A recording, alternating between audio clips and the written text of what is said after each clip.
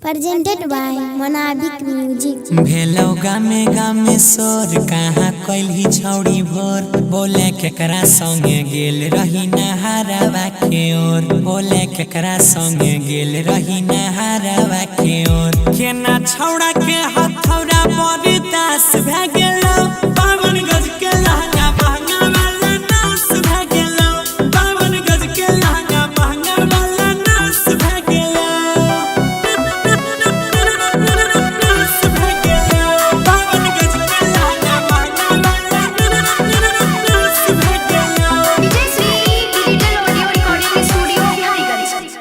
गे कते कैले चुम्मा चाटी लगलो धुरा और माटी झूठे के तुम बहाना रोजे मनबै रही पाटी साकर गलिया में गाड़ी के न पास भे गेलो पावन गज के लहंगा महंगा वाला नास भे गेलो पावन गज के लहंगा महंगा वाला नास भे गेलो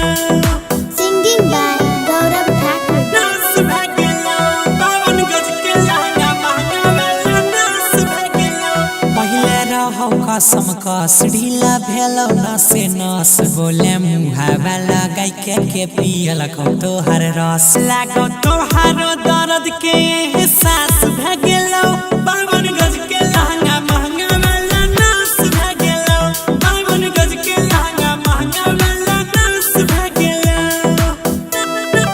नास भे गेलो पावन गज के लहंगा महंगा वाला नास भे गेलो तू ता करै छी मन मर्जी रोजे काम करै छी फर्जी तोहर टूट गेलो गे सियन बोले सीतो कवन दर्जी छौड़ी अजय गौरव राकेश तोहर खास भे गेलो पावन गज